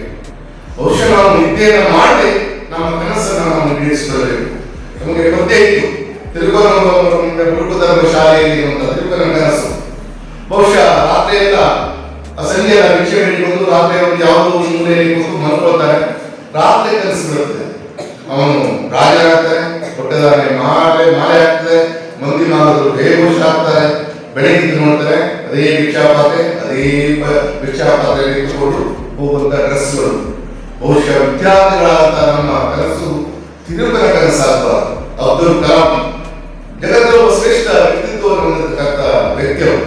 ಅಂತ ವ್ಯಕ್ತಿತ್ವ ನಮ್ಮದಾಗಿರಬೇಕು, ಅದು ನಮ್ಮದು. ಸೊ ಈ ವ್ಯಕ್ತಿತ್ವ ಮತ್ತು ವ್ಯಕ್ತಿ ಬಗ್ಗೆ ನಾನು ಇಷ್ಟಪಟ್ಟರೆ ನಾವೇನು ಮುಗಿಸ್ಬಿಡ್ತೇವೆ. ಸೊ ನಾನೊಬ್ಬ ವ್ಯಕ್ತಿ, ನೀವೊಬ್ಬ ವ್ಯಕ್ತಿ, ಎಲ್ಲ ವ್ಯಕ್ತಿ. ಆದ್ರೆ ನಾವು ಮಾಡುವ ಕೆಲಸಗಳ ಮೂಲಕವಾಗಿ ನಾವು ವ್ಯಕ್ತಿತ್ವವನ್ನು ರೂಪಿಸ್ತೇವೆ. ಬಹುಶಃ ಈಗೆಲ್ಲ ನೀವು ವ್ಯಕ್ತಿಗಳಾಗಿ ನೀವು ಮಾಡುವ ಕಾರ್ಯಗಳು, ನೀವು ಮಾಡುವ ಸಾಧನೆಗಳು, ನೀವು ಕೈಗೊಳ್ಳುವ ಚಟುವಟಿಕೆಗಳು, ನೀವು ವಿವರಿಸುವ ರೀತಿಗಳು, ನಿಮ್ಮ ಭಾವನಾತ್ಮಕ ಸ್ಪಂದನೆಗಳು, ನಿಮ್ಮ ಯೋಜನೆಗಳು, ನಿಮ್ಮ ಆಲೋಚನೆಗಳು, ಇವೆಲ್ಲವೂ ಕೂಡ ಒಂದು ವ್ಯಕ್ತಿತ್ವದ ಭಾಗಗಳಾಗ್ತಾ ಹೋಗ್ತವೆ. ಅನಂತ ವ್ಯಕ್ತಿತ್ವವನ್ನು ನಾವು ಒಂದೊಂದು ಅನುಸರಿಸಿಕೊಂಡು ಹೋದಾಗ ನಾವು ಅಬ್ದುಲ್ ಕಲಾಂ ಆಗ್ಬೋದು, ಸ್ವಾಮಿ ವಿವೇಕಾನಂದರು ಆಗ್ಬೋದು, ರವೀಂದ್ರನಾಥ್ ಟ್ಯಾಗೋರ್ ಆಗ್ಬೋದು, ಅಥವಾ ಡಾಕ್ಟರ್ ಬಿ ಆರ್ ಅಂಬೇಡ್ಕರ್ ಆಗ್ಬೋದು, ಮಹಾತ್ಮ ಗಾಂಧಿ ಆಗ್ಬೋದು, ಅವರೆಲ್ಲ ವ್ಯಕ್ತಿ ಆಗಿ ಆಮೇಲೆ ಅವರ ವ್ಯಕ್ತಿತ್ವದಿಂದ ಇವತ್ತು ಜನಮಾನಸದಲ್ಲಿ ಉಳ್ಕೊಂಡಿದ್ದಾರೆ. ಸೊ ಹಾಗಾಗಿ ನಾವೆಲ್ಲ ಮುಂದೊಂದು ದಿನ ಜನಮಾನಸದಲ್ಲಿ ಉಳ್ಕೊಳ್ಬೇಕು ಅಂತಾದ್ರೆ ನಮ್ಮ ವ್ಯಕ್ತಿತ್ವವನ್ನ ನಾವು ಬಿಟ್ಟು ನಮ್ಮ ವ್ಯಕ್ತಿತ್ವವನ್ನ ಅನಾಮಗೊಳಿಸತಕ್ಕಂಥ ಪ್ರಯತ್ನವನ್ನ ಮಾಡಬೇಕು. ಆ ಕೆಲಸ ನಿಮ್ಮಿಂದ ಆಗಲಿ ಎನ್ನುವಂತ ಶುಭ ಹಾರೈಕೆಗೆ ನನ್ನ ನಮಸ್ಕಾರ. ಅತ್ಯುತ್ತಮವಾದಂತಹ ಸಭಾ ಕಾರ್ಯಕ್ರಮದಲ್ಲಿ ಭಾಗವಹಿಸಲಿಕ್ಕೆ ಅವಕಾಶವನ್ನ ಮಾಡಿಕೊಟ್ಟಿರುವಂತಹ ಗೌರವಾನ್ವಿತ ಎಂ.ಡಿ. ಮುಕುಂದ ಹಾಗೂ ಅವರ ತಂಡಕ್ಕೆ ಅನಂತ ವಂದನೆಗಳನ್ನು ಸಲ್ಲಿಸುವ ಇದು ಬಂದು ಮುಂದಾಗ ಅನಿಸ್ತು. ವಿನಯ ಮೇಡಮ್ ಅವರನ್ನು ಮತ್ತೆ ವೇದಿಕೆಯಲ್ಲಿರುವ ಗಣ್ಯರನ್ನು ನೋಡಿದಾಗ ಅನಿಸ್ತು, ಸ್ನಾತಕೋತ್ತರ ಪದವಿ ಕಾಲೇಜಿನ ಕೊಠಡಿಯ ಒಳಗಡೆ ಒಂದು ಅಂಗನವಾಡಿಯ ಬಾಲಕರನ್ನ ಕೂಡಿಸಿದರೆ ಹೇಗೆ ಆಗಬಹುದು ಎನ್ನುವಂತ ವಿಚಾರದಲ್ಲಿ ನಿಮ್ಮ ಮುಂದೆ ಒಬ್ಬ ಸಣ್ಣ ಮಗುವಾಗಿ, ಸಣ್ಣ ಮಗುವಿನ ರೀತಿಯಲ್ಲಿ ಮಾತಾಡಲಿಕ್ಕೆ ಉತ್ಸಾಹದಿಂದ ನಿಲ್ಲಿಸ್ತೇನೆ. ನಾವು ಗೊತ್ತಿದೆ, ನಾವು ಕೊರೋನಾವನ್ನ ಎಲ್ಲರೂ ಬೈಕೊಡ್ವಿ. ಆದರೆ ಒಂದಂತೂ ನಿಜ, ಈ ಜಗತ್ತಿನಲ್ಲಿ ನಾನು ಕಂಡುಕೊಂಡಂತೆ ಎಲ್ಲಿ ಅವಘಡಗಳು, ಆಪತ್ತುಗಳು, ದುರಂತಗಳು ಸಂಭವಿಸುತ್ತೀವೋ ಆ ಅವಘಡಗಳು, ಆಪತ್ತುಗಳು, ಆತಂಕಗಳು ಸದಾ ಅವಕಾಶಗಳನ್ನ, ಹೊಸತನಗಳನ್ನ ತೆರೆದಿಟ್ಟುಕೊಂಡು ಸಂಭವಿಸಿದೆ ಎನ್ನುವಂಥದ್ದನ್ನ ನಾವು ಮನಪೂರ್ವಕವಾಗಿ ಅರಿತುಕೊಳ್ಬೇಕಾಗಿದೆ. ಇದಕ್ಕೆ ಜ್ವಲಂತ ಉದಾಹರಣೆ ಇದ್ರೆ ನಾನು ಎನ್ನುವಂಥದ್ದನ್ನು ಕೂಡ ಅಭಿಮಾನದಿಂದ ಹೇಳಬಹುದು. ಕೊರೋನಾದಂತಹ ಕಾಲಘಟ್ಟದಲ್ಲಿ ಬದುಕೆ ಸಂಕಷ್ಟ ಎನ್ನುವಂತಹ ಸಂದರ್ಭದಲ್ಲಿ ಸಾಮಾಜಿಕ ಜಾಲತಾಣಗಳು ಹೇಗೆ ಸಮಾಜದ ಮುಖ್ಯ ಭೂಮಿಕೆಗೆ ಬರುವಲ್ಲಿ ಈ ಕೊರೋನಾ ಕಾಲಘಟ್ಟ ಸಹಕಾರಿಯಾಯಿತು ಎನ್ನುವಂಥದ್ದನ್ನ ನಾವು ಅರಿತುಕೊಳ್ಳಬೇಕಾಗಿದೆ. ಆ ಸಂದರ್ಭಗಳಿಂದ ಇವತ್ತು ರಾಜ್ಯದಲ್ಲಿ ಕನಿಷ್ಠ ಒಂದು 30,000ಕ್ಕಿಂತ ಹೆಚ್ಚು ಜನರು ಯೂಟ್ಯೂಬರ್ಗಳಾಗಿ ತಿಂಗಳಿಗೆ 50ರಿಂದ 1 ಲಕ್ಷ ರೂಪಾಯಿ ಆದಾಯವನ್ನು ಗಳಿಸುವ ಮೂಲಕ ಕುಟುಂಬ ನಿರ್ವಹಣೆಯಲ್ಲಿ ನಾನು ಗಮನಿಸಿದ ಹಾಗೆ, ನಾನು ಕಾಲೇಜಿಗೆ ಹೋಗುವಾಗ, ಶಾಲೆಗೆ ಪ್ರೈಮರಿ ಸ್ಕೂಲ್ಗೆ ಹೋಗುವಾಗ ಅವಾಗೆಲ್ಲ ಹೈಟ್ ಇರ್ತಿದ್ರು. ನಾನು ಒಬ್ಬನೇ ನನ್ನ ಕ್ಲಾಸ್ನಲ್ಲಿ ಬಿಟ್ಟ, ಹಾಗಾಗಿ ಯಾವಾಗಲೂ ಫ್ರಂಟ್ ಬೆಂಚಲ್ಲಿ ನನಗೆ ಅವಕಾಶ ಇತ್ತು. ಆದರೆ ಕ್ಲಾಸ್ನಲ್ಲಿ ಮಾತಾಡುವ ವಿಷಯದಲ್ಲಿ ನನ್ನೇ ಮೊದಲೇ ಹೆಸರು ಇರ್ತಿತ್ತು. ಅತಿ ಹೆಚ್ಚು ಹೊತ್ತ ತಗೊಂಡ ವಿದ್ಯಾರ್ಥಿಗಳ ಹೆಮ್ಮೆ ಕೂಡ ನನಗಿದೆ, ಏನೇ ಇರಲಿ. ಆ ಸಂದರ್ಭದಲ್ಲಿ ಪರ್ಸನಾಲಿಟಿಗೆ ನಾವು ಹೆದರುವಂತಹ ಸ್ಥಿತಿ ಸ್ವಲ್ಪ ಭರಾಟೆಯಲ್ಲಿ ಇದ್ದರೆ ಅವ್ರಿಗೆ ನಾವು ಹೆದರ್ತೀವಿ. ಆ ನಂತರದ ಕಾಲಘಟ್ಟದಲ್ಲಿ ಶಿಕ್ಷಣವಂತರಿಗೆ ಹೆದರುವ ಪರಿಸ್ಥಿತಿ ಈಗ ಬರಬರುತ್ತಾ ಯಾವಾಗ ಅಂಕಪಟ್ಟಿಗಳನ್ನ ಸರ್ಟಿಫಿಕೇಟ್ ಅನ್ನ ಕೊಂಡುಕೊಳ್ಳುವಂತಹ ಪ್ರಕ್ರಿಯೆ ಆರಂಭ ಆಯ್ತಾ ಗೊತ್ತಿದೆಯೋ ಗೊತ್ತಿಲ್ಲ. ಆದರೆ ಆ ನಂತರದ ದಿನಗಳಲ್ಲಿ, ಇತ್ತೀಚಿನ ದಿನಗಳಲ್ಲಿ ಜ್ಞಾನದ ಜೊತೆಗೆ ಶಿಕ್ಷಣ ಇದ್ರೆ ಮಾತ್ರ ಇಡೀ ಸಮಾಜ ಆ ವ್ಯಕ್ತಿಗೆ ಗೌರವಿಸುತ್ತದೆ, ಭಯಪಡಿಸುತ್ತದೆ. ಹಾಗಾಗಿ ನಮ್ಮಲ್ಲಿರುವಂತಹ ಜ್ಞಾನವೇ, ನಮ್ಮಲ್ಲಿರುವಂತಹ ನಾವು ಹೆಚ್ಚು ಹೆಚ್ಚು ತಿಳ್ಕೊಂಡಾಗ, ಹೆಚ್ಚು ಹೆಚ್ಚು ಅರಿತು ನಡೆದಾಗ ನಾವು ಪಡೆದಂತಹ ಶಿಕ್ಷಣಕ್ಕೂ ಕೂಡ ಮೌಲ್ಯ ಬರುತ್ತದೆ. ಹಾಗಾಗಿ ನಮ್ಮ ಶಿಕ್ಷಣ ಕೇವಲ ಸರ್ಟಿಫಿಕೇಟ್ಗೆ ಸೀಮಿತವಾಗಿದ್ದರೆ ಖಂಡಿತವಾಗಿ ಅದು ಉತ್ತಮ ರೀತಿಯಂತಹ ಜೀವನವನ್ನ ನಡೆಸಲಿಕ್ಕೆ ಖಂಡಿತವಾಗಿ ಕಷ್ಟ ಸಾಧ್ಯ. ನಾವಿವತ್ತು ಗಮನಿಸ್ತೀವಿ, ಯುವ ಜನತೆ ಎತ್ತ ಸಾಗ್ತಾ ಇದ್ದೇವೆ. ನಾಳೆಯ ಬಗ್ಗೆ ನಮಗೆ ಕನಸುಗಳಿಲ್ಲ, ನಾಳೆಯ ಬಗ್ಗೆ ಯೋಚನೆಗಳಿಲ್ಲ. ಹಾಗಾಗಿ ಆ ಸೋಷಿಯಲ್ ಮೀಡಿಯಾಗಳಲ್ಲಿ ಬರುವಂತಹ ಸಮಾಜಕ್ಕೆ ಉಪಯುಕ್ತಕಾರಿ ಅಲ್ಲದೇ ಇರುವಂತಹ, ಸಮಾಜಕ್ಕೆ ಅಪಾಯಕಾರಿ ಸ್ಥಿತಿಯನ್ನು ತಂದೊಡ್ಡುವಂತಹ ಮೆಸೇಜ್ಗಳಿಗೆ, ವಿಡಿಯೋಗಳಿಗೆ ಹೆಚ್ಚು ಹೆಚ್ಚು ಯುವ ಜನತೆ ಒಲವು ತೋರ್ತಾ ಇರುವುದರಿಂದ ಇವತ್ತು ಮುಂದಿನ ದಿನಗಳಲ್ಲಿ ಆ ಯುವ ಜನತೆಯ ಭವಿಷ್ಯದಲ್ಲಿ ಅವರು ಉನ್ನತಿಯನ್ನ ಹೇಗೆ ಪಡೆಯಲಿಕ್ಕೆ ಸಾಧ್ಯ ಎನ್ನುವಂತಹ ಅರಿವನ್ನ ಮೂಡಲಿಕ್ಕೆ ಇಂತಹ ಕಾರ್ಯಕ್ರಮ ಖಂಡಿತವಾಗಿ ಸ್ಫೂರ್ತಿದಾಯಕವಾಗಿದೆ ಎಂಬ ಮಾತು ನಮಗೆ ವಿಶೇಷವಾಗಿ ಅವಕಾಶಗಳು ಬಹಳ ಇದೆ. ನಾನು 420 ಕಿಲೋಮೀಟರ್ ದೂರದ ಬೆಳ್ತಂಗಡಿ ತಾಲೂಕಿನ ಒಬ್ಬ ಕನ್ಯಾಡಿ ಎನ್ನುವ ಗ್ರಾಮದಿಂದ ಬಂದಿರುವಂತಹ ಯುವಕ. ನಾನು ನನ್ನ ದ್ವಿತೀಯ PUC ಅಂದ್ರೆ ಅಲ್ಲಿ ಲೋಕಲ್ 2 ನ್ಯೂಸ್ ಪೇಪರ್ಗಳಿಗೆ, ನಮ್ದು ಅಪ್ಪ ಬಹಳ ಮಿಲಿಟರಿ ಸಿಸ್ಟಮ್. 5 ಗಂಟೆಗೆ 4:30 ಸ್ಕೂಲ್ ಬಿಟ್ಟರೆ 5 ಗಂಟೆಗೆ ಮನೆಗೆ ಇರಬೇಕಿತ್ತು. ಮನೆಗೆ 5 ಗಂಟೆಗೆ ಇಲ್ಲದೇ ಇದ್ರೆ ಎಲ್ಲಾದ್ರೂ ಅಂಗಡಿ ಹತ್ರ ನಿಂತು ಪಟಾಕ ಹೊಡಿತಿದ್ದೆ ಅಂತೇಳಿ ರಾತ್ರಿ 9 ಗಂಟೆಗೆ ಆದ್ರೂ ಹೊಡೆಯುವುದು. ಅಂತ ಸ್ಥಿತಿಯಲ್ಲಿ ನಾವು ಫಸ್ಟ್ ಇಯರ್ PUC ಇರುವಾಗಲೇ ಸ್ವತಃ ಖುಷಿಯಿಂದ ಅಲ್ಲಿಯ 2 ವಾರಪತ್ರಿಕೆಗಳಿಗೆ ಹವ್ಯಾಸಿ ವರದಿಗಾರನಾಗಿ ಆ ಸಮಯದಲ್ಲಿ 1999 ಸಾಲಿನಲ್ಲಿ ನಾವು ತಿಂಗಳಿಗೆ 700 ರೂಪಾಯಿ 800 ರೂಪಾಯಿಯನ್ನು ಆದಾಯ ಗಳಿಸ್ತಾ ನನ್ನ ಸ್ವಂತ ಹಣದಲ್ಲೇ ನಾನು ಡಿಗ್ರಿ ಶಿಕ್ಷಣವನ್ನು ಪಡೆದಿದ್ದೇನೆ ಅನ್ನುವಂಥ ಖುಷಿ ಇದೆ. ಹಾಗಾಗಿ ಹಿಂದೆ ಅವಕಾಶಗಳಿರಲಿಲ್ಲ. ಈಗ ಎಲ್ಲಿಯೂ ಕೂಡ ನಾವು ನಿರುದ್ಯೋಗ ಸಮಸ್ಯೆ ಇದೆ ಅಂತ ಹೇಳ್ಕೊಳ್ಳುತ್ತೇವೆ. ನಿರುದ್ಯೋಗ ಸಮಸ್ಯೆ ಇಲ್ಲವೇ ಇಲ್ಲ. ನಾವು ಮಾಡಿಕೊಂಡಿರುವಂತಹ ನಮ್ಮ ಅರಿವಿಗೆ ಬರದೇ ಇರುವಂತಹ ತಪ್ಪುಗಳಿಂದಾಗಿ ನಿರುದ್ಯೋಗ ಸಮಸ್ಯೆ ಸೃಷ್ಟಿಯಾಗಿಯೇ ವಿನಃ ಈ ಕಾಲಘಟ್ಟದಲ್ಲಿ ಅವಕಾಶಗಳು ತೆರೆದ ಬಾಗಿಲಾಗಿದೆ, ಬಹಳಷ್ಟು ಅವಕಾಶಗಳಿದೆ. ನೀವು ಯುವ ಜನತೆ ವಿಶೇಷವಾಗಿ ಸೋಷಿಯಲ್ ಮೀಡಿಯಾದಲ್ಲಿ ಈಗ 50 ನಂತರ ನಾವೆಲ್ಲ ಮೊಬೈಲ್ ಅಲ್ಲಿ ಫಾಸ್ಟ್ ಓದಕ್ಕೆ ಆಗೋದಿಲ್ಲ. ಹುಡುಗ ಅಂದ್ರೆ ಟಕ್ ಈಗ ನಮ್ಮ ಹುಡುಗ 3ನೇ ಕ್ಲಾಸ್ ಹುಡುಗ ಯಾವ್ಯಾವ ಕಾರ್ಯಗಳಿದೆ ಅನ್ನುವಂಥದ್ದನ್ನು ಹೇಳುವಷ್ಟರ ಮಟ್ಟಿಗೆ ಅವರು ತನ್ನ ಕ್ರಿಯಾಶೀಲರಾಗಿರ್ತಾರೆ. ಹಾಗಿರುವಾಗ ನೀವು ಇದರ ಜೊತೆಯಲ್ಲಿ ನಾಳೆ ಉದ್ಯೋಗ ಸಿಗಬಹುದು, ಸಿಗದೇ ಇರಬಹುದು. ಇನ್ನೊಬ್ಬರ ಕೈ ಕೆಳಗೆ ಇನ್ನೊಬ್ಬರ ಆಳಾಗಿ ದುಡಿಯುವ ಬದಲು ನಿಮ್ಮ ಯೋಚನೆ ಹೊಸತನಗಳನ್ನ ಜೊತೆಗೆ ನಮ್ಮ ಬದುಕು ಹೇಗಿರಬೇಕು ಅಂತ ಹೇಳಿದ್ರೆ, ನನ್ನ ಬದುಕಿನ ಜೊತೆಗೆ ಆ ಬದುಕು ನನ್ನ ಊರಿನ ಅಥವಾ ನನ್ನ ಸಮಾಜದ ಅಭಿವೃದ್ಧಿಗೆ ಉಪಯೋಗವಾಗುವ ರೀತಿಯಲ್ಲಿ ನಾವು ನಮ್ಮ ವೃತ್ತಿಯನ್ನು ಆಯ್ದುಕೊಂಡ್ರೆ ನಿಜಕ್ಕೂ ಒಂದು ಆನಂದದಾಯಕವಾದಂತಹ, ತೃಪ್ತಿದಾಯಕವಾದಂತಹ ಜೀವನವನ್ನ ನಡೆಸಲಿಕ್ಕೆ ಸಾಧ್ಯ ಇದೆ ಎನ್ನುವ ಮಾತನ್ನ ಹೇಳುತ್ತಾ, ಹಾಗಾಗಿ ಸೋಷಿಯಲ್ ಮೀಡಿಯಾವನ್ನು ವಿಶೇಷವಾಗಿ ಮಾಧ್ಯಮದ ಬಗ್ಗೆ ಮಾತಾಡೋದ್ರಿಂದ ಯುವ ಜನತೆ ಜಾಸ್ತಿ ಸೋಷಿಯಲ್ ಮೀಡಿಯಾದಲ್ಲಿ ಜಾಸ್ತಿ ಆಸಕ್ತಿ ಇರುವುದರಿಂದ ಇವತ್ತು ರಾಜ್ಯದಲ್ಲಿ ಎಲ್ಲಿ ಕೂಡ ಈ ದೇಶದಲ್ಲಿ 2 ರೀತಿಯ ಪತ್ರಕರ್ತರನ್ನ ನೋಡ್ತೀವಿ. ಒಂದು ಬರೆಯುವ ಪತ್ರಕರ್ತರ ವರ್ಗ ಒಂದಂದ್ರೆ, ಇನ್ನೊಂದು ID ಕಾರ್ಡ್ ಹಿಡ್ಕೊಂಡು ಹೋಗುವಂತಹ ಪತ್ರಕರ್ತರ ವರ್ಗ ಇನ್ನೊಂದು. ಹಾಗಾಗಿ ನಾವು ಖಂಡಿತವಾಗಿ ಅವರ ID ಕಾರ್ಡ್ ಹಿಡ್ಕೊಂಡು ಹೋಗುವಂತ ಪತ್ರಕರ್ತರಾಗೋದು ಬೇಡ. ಬರೆಯುವಂತ, ಸಮಾಜವನ್ನು ಎಚ್ಚರಿಸುವಂತ, ಸಮಾಜಕ್ಕೆ ಒಂದು ದಿಟ್ಟ ಸಂದೇಶವನ್ನು ಸಾರುವಂತ ಪತ್ರಕರ್ತರಾಗುವ. ಅಂತಿಮವಾಗಿ ಹೇಳೋದಿಷ್ಟೇ, ನಿಮಗೆ ಮಾಧ್ಯಮಕ್ಕೆ ಬರಲು ಆಗದೇ ಇದ್ರೂ ಕೂಡ ನಿಮ್ಮ ಈ ಸೋಷಿಯಲ್ ಮೀಡಿಯಾದಲ್ಲಿ ನಿಮ್ಮ ಊರಿನ ಬಡ ಯಾರಾದ್ರೂ ಹೆಣ್ಮಕ್ಳು ಬಡ ಹುಡುಗರು ಬುದ್ಧಿವಂತರಾಗಿದ್ದು ಮೆಡಿಕಲ್ ಶಿಕ್ಷಣಕ್ಕೆ ಹೋಗ್ಲಿಕ್ಕೆ ಆಗದೇ ಇರುವಂತಹ ಸಂದರ್ಭಗಳಲ್ಲಿ ಇರಬಹುದು, ಅಥವಾ ಬಡವರು ಯಾರಾದ್ರೂ ಅನಾರೋಗ್ಯಕ್ಕೊಳಗಾಗಿ ಗಂಭೀರವಾದ ಆರೋಗ್ಯ ಸಮಸ್ಯೆಯಿಂದ ಬಳಲುತ್ತಾ ಇರುವಂತಹ ಸಂದರ್ಭದಲ್ಲಿ ಇರಬಹುದು.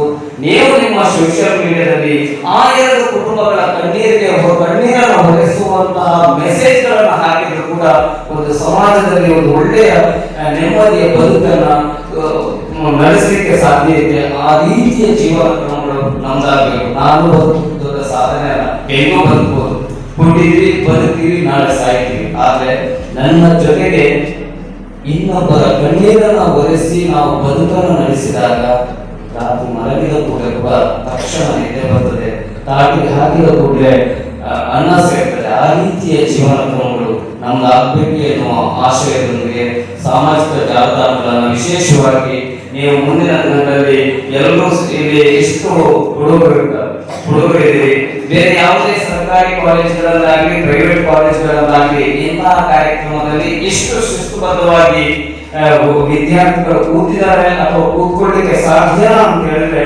ಡಾಕ್ಟರ್ MD ಒಪ್ಪಂದವರ ಪ್ರಾಚಾರ್ಯ ನೇತೃತ್ವದ ಈ ಎಲ್ಲ ಪ್ರಾಧ್ಯಾಪಕರ ನೇತೃತ್ವದ ಈ ಅಭಿಮಾನದಿಂದ ಅತ್ಯಂತ ಎದುರಕ್ಕೆ ಹೇಳಬಹುದು. ಈ ನಡುವೆ ತಾವೆಲ್ಲರೂ ಕೂಡ ಮುಂದಿನ ದಿನಗಳಲ್ಲಿ ಎಲ್ಲರಿಗೆ ಕೂಡ ಜಾಬ್ ಸಿಗ್ತದೆ ಅಂತ ಹೇಳಲಿಕ್ಕೆ ಆಗೋದಿಲ್ಲ. ಎಲ್ಲರಿಗೆ ಜಾಬ್ ಕೊಟ್ರೆ ಮತ್ತೊಂದು ಕೊರೋನಾ ಬರ್ಬೋದು, ಹೆಚ್ಚುವರಿ ಆದರೂ ಕೂಡ ಈ ರೀತಿ ಸಮಸ್ಯೆಗಳಾಗ್ತದೆ. ಹಾಗಾಗಿ ಉದ್ಯೋಗ ಪುರುಷ ಲಕ್ಷಣ ಅಂತ ಹೇಳಿದ್ರು, ಆದ್ರೆ ಉದ್ಯೋಗ ಸಿಗದಿದ್ದಾಗ ಇನ್ನೊಬ್ಬರ ಮೇಲೆ ಶಾಪ ಹಾಕದೆ ಇನ್ನೊಬ್ಬರ ಮೇಲೆ ಬೆರಳು ತೋರಿಸದೆ ನನ್ನ ಉದ್ಯೋಗವನ್ನು ನಾನು ಹೇಗೆ ಮಾಡಬಹುದು ಎನ್ನುವಂತಹ ಕ್ರಿಯಾಶೀಲತೆ, ನನ್ನ ಊರಿನ ಪ್ರದೇಶದ ವ್ಯವಸ್ಥೆ ಮತ್ತೆ ನನ್ನ ತಾಕತ್ತು, ನನ್ನ ಶ್ರಮ, ನನ್ನ ಆರ್ಥಿಕ ಪರಿಸ್ಥಿತಿಯನ್ನು ನೋಡಿಕೊಂಡು ನೀವು ನಿಮ್ಮ ತಂದೆ ತಾಯಿಯ ಜೊತೆಗೆ ಬದುಕನ್ನ ಕಟ್ಟಿಕೊಳ್ಳುವ ನಿಟ್ಟಿನಲ್ಲಿ ಈ ಸಾಮಾಜಿಕ ಜಾಲತಾಣವನ್ನ ವಿಶೇಷವಾಗಿ ಮಾಧ್ಯಮವನ್ನು ಪ್ರೆಸ್ ರಿಪೋರ್ಟ್ ಅಂತ ಹೇಳಿದ್ರು ಕೂಡ ಅಥವಾ ಪತ್ರಕರ್ತೆ ಮಾಧ್ಯಮ ಅಂತ ಹೇಳಿದ್ರು ಕೂಡ ಕೇವಲ ಪತ್ರಿಕೆ ಅಥವಾ ಟಿವಿ ಮಾಧ್ಯಮ ಅಷ್ಟೇ ಅಲ್ಲ, ಎಲ್ಲ ರೀತಿಯಲ್ಲಿ ಕೂಡ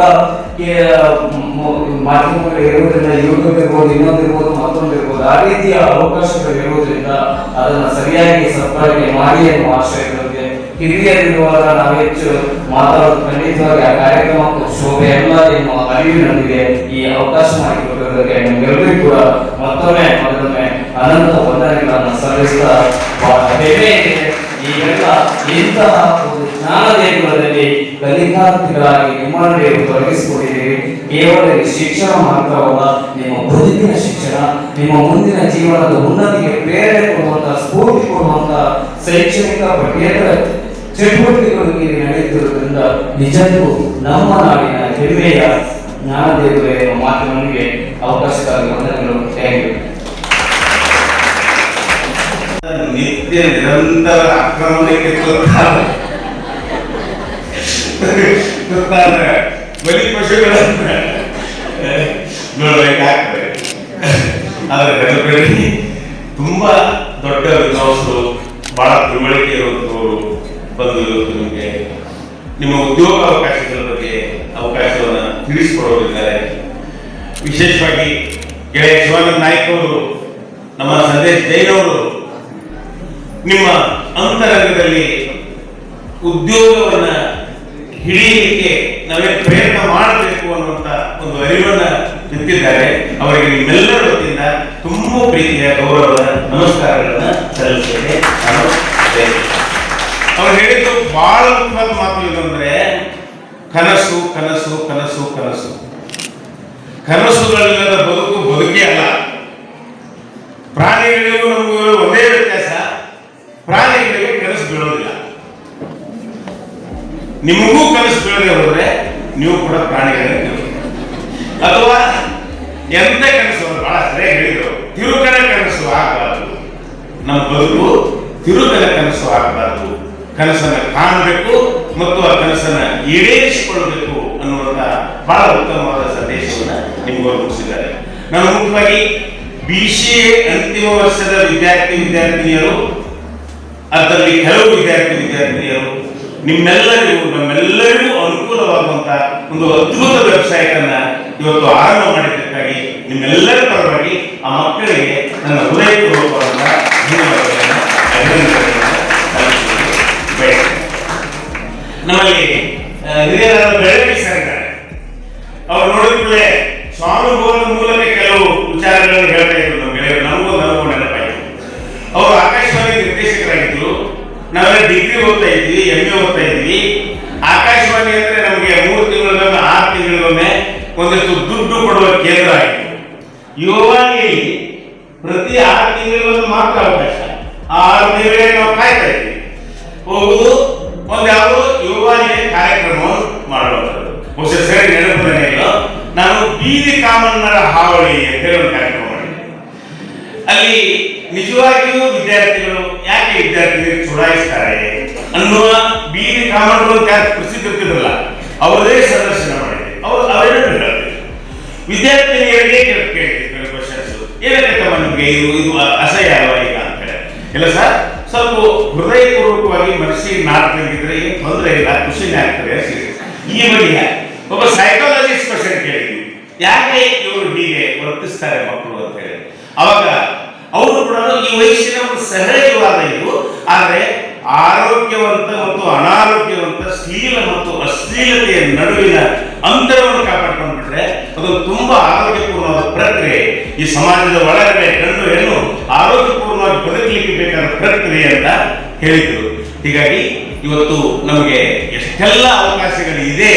ವಿದ್ಯಾರ್ಥಿಗಳಾಗಿರುವ ನೀವು ಕೂಡ ಯುವವಾಣಿ ಅಂತದನ್ನು ಸದುಪಯೋಗ ಪಡಿಸಿಕೊಳ್ಳಿ ಎನ್ನುವ ಕಾರಣಕ್ಕಾಗಿ ಈ ಮಾತನ್ನ ನಾನು ಗಮನಕ್ಕೆ ತರಲಿಕ್ಕೆ ಬಯಸಿದೆ. ಸ್ನೇಹಿತರೆ, ಒಂದು ಮಾತಂತೂ ನೆನಪಿಡಿ, ನಿನ್ನೆ ಎಲ್ಲರೂ ಹೇಳಿದ ಒಂದು ಮಾತು, ಆರ್ಥಿಕವಾದ ಭದ್ರತೆಯನ್ನ ನೀವು ಗಂಡಸರೇರಿ. ಉದ್ಯೋಗ ಪುರುಷ ಲಕ್ಷಣ, ಉದ್ಯೋಗ ಮನುಜ ಲಕ್ಷಣ ಎಲ್ಲ ಆಯಿತು. ಆದ್ರೆ ಆರ್ಥಿಕವಾದ ಭದ್ರತೆ ಲಭ್ಯವಾಗದೆ ಹೋದ್ರೆ ಶೋಷಣೆಯೂ ಆರಂಭ, ಅಪಮಾನವೂ ಆರಂಭ. ಮನೆಯ ವಾತಾವರಣದಲ್ಲಿಯೇ ನಿಮಗೆ ಕುಟುಂಬದ ಒಳಗಡೆ ಎಂತ ಹಿಂಸೆ ಮತ್ತು ಅಪಮಾನವನ್ನು ನೀವು ಅನುಭವಿಸಬೇಕಾಗ್ತದೆ ಅಂದ್ರೆ ಅದು ಹೇಳಲು ಸಾಧ್ಯವಾಗಿರೋದು. ನಿಮಗೆ ಕಥೆಯನ್ನು ಹೇಳಿದ್ದೆ ನಾನು ಮತ್ತೆ ಆ ಕಥೆಯನ್ನು ನಿರೂಪಣೆ ಮಾಡೋದಿಲ್ಲ. ನೌಕರಿ ಮಾಡ್ತಾ ಇರುವ ಒಬ್ಬ ಹುಡುಗ ನೌಕರಿಯನ್ನು ಕಳೆದುಕೊಂಡ ಮರುಕ್ಷಣದಲ್ಲಿಯೇ ತಂದೆ, ತಾಯಿ, ತಂಗಿ ಎಲ್ಲ ಸಂಬಂಧಗಳು, ಪ್ರೀತಿಸುವ ಸಂಬಂಧಗಳು ಅವನನ್ನು ನಾಯಿಗಿಂತ ಕಡೆಯಾಗಿಕೊಂಡು ಕೊನೆಗೆ ಅವನು ಹುಳವಾಗಿ ಹೋಗುವ ಆ ದುರಂತವನ್ನ ನೆನಪಿಸಿಕೊಟ್ಟಿದ್ದೇನೆ. ಬಹುಶಃ ಹುಡುಗರೇ ಇರಲಿ, ಪದವಿ ಮುಗಿದ ನಂತರ ಒಂದು ಉದ್ಯೋಗವನ್ನ ದೊರಕಿಸಿಕೊಳ್ಳಾದೆ ಹೋದರೆ ನಮ್ಮ ಬದುಕಿಗೆ ಒಂದು ಸಾರ್ಥಕತೆ ಇರೋದಿಲ್ಲ.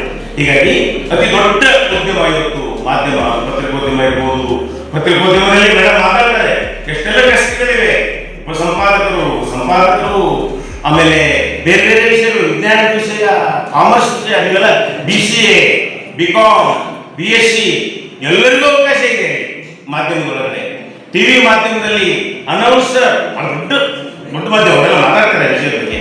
ಸಾಮಾಜಿಕ ಜಾಲತಾಣದಲ್ಲಿ ಸಂದೇಶ ಹೇಳ್ತಾ ಇದ್ರು, ಏನು ಅಂತಂದ್ರೆ ಸಾಮಾಜಿಕ ಒಂದು ಯೂಟ್ಯೂಬ್ ಮೂಲಕವೇ 60-70 ಸಾವಿರ ಗಳಿಸಿ ಬದುಕನ್ನ ಸಾಗಿಸಬಲ್ಲಂತ ಲಕ್ಷಾಂತರ ಜನರು ಹುಟ್ಟುಕೊಂಡ್ರು ಅಂತ ಹೇಳಿ.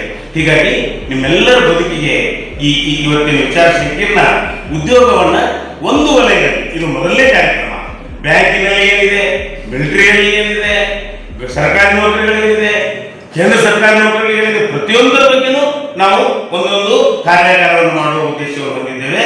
ಉದ್ದೇಶ ಇಷ್ಟೇ, ಪದವಿ ಮುಗಿಸಿದ ಮಾರನೇ ದಿನ ಉನ್ನತ ಶಿಕ್ಷಣಕ್ಕಾಗಿ ಹೋಗಬೇಕು, ಇಲ್ಲ ಒಂದು ಉದ್ಯೋಗವನ್ನು ಹಿಡ್ಕೊಂಡು ನೆಮ್ಮದಿಯ ಬದುಕನ್ನು ಕಳೀಬೇಕು ನಮ್ಮ ಮಕ್ಕಳು ಅನ್ನುವಂಥ ಒಂದು ಅಂತಃಕರಣದಿಂದ ಮಾಡ್ತಾ ಇರುವ ಚಟುವಟಿಕೆಗಳು. ಒಂದೇ ಮಾತನ್ನು ಹೇಳ್ತೇನೆ ನಾವು, ಏನು ಅಂತಂದ್ರೆ ಜ್ಞಾನ ಮಾಧ್ಯಮದಲ್ಲಿ ಉದ್ಯೋಗಾವಕಾಶಗಳು ನಿಮಗೆ ಲಭ್ಯವಾಗಬೇಕು ಅಂದ್ರೆ ಅಪಾರವಾದ ಓದು, ಅಪಾರವಾದ ಅಧ್ಯಯನ, ಅಪಾರವಾದ ಜೀವನ ಅನುಭವ ಮತ್ತು ಅದರ ಭಾಷೆಯೊಳಗೆ, ಮಾತಿನೊಳಗಡೆ ಮತ್ತು ಬರವಣಿಗೆಯೊಳಗಡೆ ಅದನ್ನು ಹೇಳಬಲ್ಲ ಕೌಶಲ್ಯ. ಈ ಎರಡು ಗುಣಗಳು ಲಭ್ಯವಾಗಿದ್ರೆ ಒಂದು ಜಗತ್ತನ್ನು ನೋಡುವ ಕಣ್ಣಿರಬೇಕು, ಅಲ್ಲಿರುವ ಸಂಕಟಗಳನ್ನು ಅರ್ಥ ಮಾಡಿಕೊಳ್ಳುವ ತಿಳುವಳಿಕೆ ಇರಬೇಕು, ಸಾಮಾಜಿಕ, ರಾಜಕೀಯ, ಆರ್ಥಿಕ ಸ್ಥಿತಿಗತಿಗಳನ್ನು ಅರ್ಥ ಮಾಡಿಕೊಳ್ಳುವ, ವಿಶ್ಲೇಷಣೆ ಮಾಡುವ ಒಂದು ವೈಚಾರಿಕ ತಾಕತ್ತು ಇರಬೇಕು. ದುಃಖಗಳಿಗೆ ಮಿಡಿಯಬಲ್ಲ ಸಂವೇದನಾಶೀಲತೆ ಒಂದು ತಾಯಿತನ ಇರಬೇಕು. ಒಬ್ಬ ತಾಯಿ ಹೇಗೆ ಮಗುವಿನ ಸಂಕಟಕ್ಕೆ ಸ್ಪಂದಿಸ್ತಾಳೋ ಹಾಗೆ ಜಗತ್ತಿನ ಎಲ್ಲ ಜೀವಗಳ ನೋವುಗಳಿಗೆ ಸ್ಪಂದಿಸುವ ಒಂದು ಅಂತಃಕರಣ ಇರಬೇಕು ಮತ್ತು ಉತ್ಸಾಹ ಸಂಭ್ರಮಗಳನ್ನು ಆನಂದಿಸುವ ಒಂದು ಮನಸ್ಸು ಇರಬೇಕು ಮತ್ತು ಅದು ನಮ್ಮ ಒಳಗಡೆ ಒಂದು ಅನುಭವವಾಗಿ ಒಂದು ತೀವ್ರ ಸಂವೇದನಾಶೀಲತೆಗೆ ರೂಪ ತಾಳಬೇಕು ಮತ್ತು ಅದನ್ನು ಬಹಳ ಅದ್ಭುತವಾದ ಭಾಷೆ ಒಳಗಡೆ ಅದು ಬರಹದ ಭಾಷೆನೋ ಮಾತಿನ ಭಾಷೆನೋ ಹಾಗೆ ಹೇಳುವ ತಾಕತ್ತು ಇರಬೇಕು. ಇಷ್ಟು ಇದ್ದು ಬಿಟ್ರೆ ಪದವಿ ಮುಗಿಸಿದ ಮಾರನೆಯ ದಿನವೇ ನೀವು ಯಾವುದಾದ್ರೂ ಪತ್ರಿಕೆಯೊಳಗೆ ಇರ್ತೀರಿ, ಇಲ್ಲಿ ಹೋದರೆ ಯಾವುದಾದ್ರೂ ಟಿವಿ ಒಳಗೆ ಇರ್ತೀರಿ, ಇಲ್ಲಿ ಹೋದರೆ ಕನಿಷ್ಠ ನಿಮ್ಮ ಸಾಮಾಜಿಕ ಜಾಲತಾಣದ ಮೂಲಕವೇ ಸಾಮಾಜಿಕ ಜಾಲತಾಣದ ಅವರು ಹೇಳ್ತಾರೆ, ಸಾಮಾಜಿಕ ಜಾಲತಾಣದ ಯೂಟ್ಯೂಬರ್ಸ್ಗಳು ಇಡೀ ಭಾರತದಲ್ಲಿ ಇವತ್ತು ಮಾಡ್ತಾ ಇರುವ ಕ್ರಾಂತಿಯ ಕಥೆಯನ್ನ ಹೇಳ್ಬಿಟ್ರೆ ಅದು ಒಂದು ಧರ್ಮಸ್ಥಳದ ಪ್ರಕರಣನೋ ಯಾವುದೇ ಪ್ರಕರಣ ಹೇಳ್ಬೋದು, ಅಥವಾ ಯಾವುದು ನಮ್ದು ಕೊರೋನಾ ಪ್ರಕರಣನೋ ಅಥವಾ ಇವತ್ತು ನಮ್ಮ ರಾಜಕಾರಣಿಗಳ ಕೆಲವು ವಿಚಿತ್ರವಾದ ನಡವಳಿಕೆಯ ಪ್ರಕರಣಗಳು ಅಥವಾ ಇಡೀ ಪ್ರಭುತ್ವ ನಮ್ಮ ವ್ಯವಸ್ಥೆ ದಮನಕಾರಿಯಾಗಿ ನಡೆದುಕೊಳ್ತಾ ಇರುವ ರೀತಿಗಳು, ಅದರ ಬಗ್ಗೆ ಯೂಟ್ಯೂಬರ್ಸ್ಗಳು ನಿಜವಾಗಿಯೂ ಈ ಸಮಾಜವನ್ನು ಮುನ್ನಡೆಸಬಲ್ಲ ಧೀಮಂತರಾಗಿ ಯೂಟ್ಯೂಬರ್ಸ್ಗಳು ಬೆಳೀತಾ ಇದ್ದಾರೆ. ಮನೆ ಮಾತು ಪತ್ರಿಕೋದ್ಯಮ ಅವ್ರು ಹೇಳ್ತಾ ಇದ್ರು, ಪತ್ರಿಕೋದ್ಯಮ ಪತ್ರಿಕಾ ರಂಗ ಅಥವಾ ಮಾಧ್ಯಮ ರಂಗ ಉದ್ಯಮವಾಗಿದೆ. ಅದು ಉದ್ಯಮ ಮಾತ್ರ ಆಗಿಲ್ಲ, ಒಂದು ದುಷ್ಟ ಉದ್ಯಮವಾಗಿ ಕೂಡ ಬೆಳೀತಾ ಇದೆ. ಅದು ಮಾರಾಟವಾಗಿರುವ ದುರಂತ ಇದೆ. ಯಾವ್ಯಾವ ಪಕ್ಷಗಳಿಗೆ, ಯಾವ್ಯಾವ ಪ್ರಭುತ್ವಗಳಿಗೆ, ಯಾವ್ಯಾವ ಧಾರ್ಮಿಕ ಸಂಸ್ಥೆಗಳಿಗೆ ಬೇಕಾದ ಹಾಗೆ ತನ್ನನ್ನ ಇದು ಮಾರಾಟ ಮಾಡಿಕೊಂಡು ಒಂದು ದುರಂತ ಸ್ಥಿತಿ ಇದೆ. ಇದೆಲ್ಲದರಲ್ಲೂ ತುಂಬಾ ಒಳ್ಳೆಯ ಪತ್ರಿಕೋದ್ಯಮ ಕೂಡ ಇದೆ. ಹೀಗಾಗಿ ನೀವು ಪತ್ರಿಕೋದ್ಯಮಕ್ಕೆ ನೌಕರಿಗೆ ಹೋಗುವ ಒಂದು ಜವಾಬ್ದಾರಿ ಆದರೆ ಪತ್ರಿಕೋದ್ಯಮವನ್ನ ಜನಪರವಾಗಿ ಬದುಕಿಸುವ ಸಂದೇಶ ಹೇಳ್ತಾ ಇದ್ರಲ್ಲ, ಏನದು ಹೊರಳಲ್ಲಿ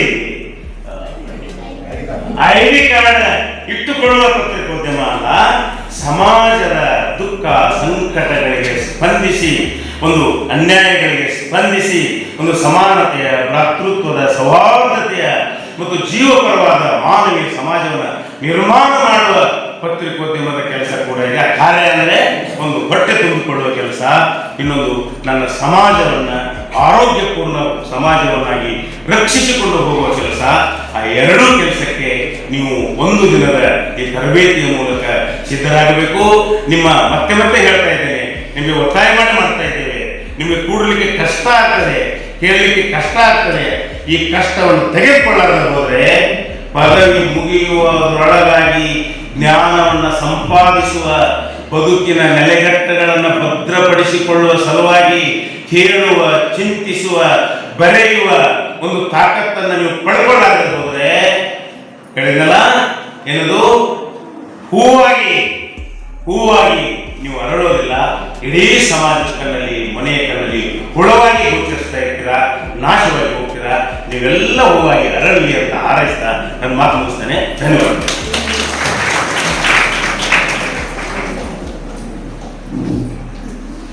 ಅಧ್ಯಕ್ಷ ಡಾಕ್ಟರ್ ಯದು ಒಪ್ಪನ್ ಸರ್ ಅವರಿಗೆ ತುಂಬ ಧನ್ಯವಾದಗಳು.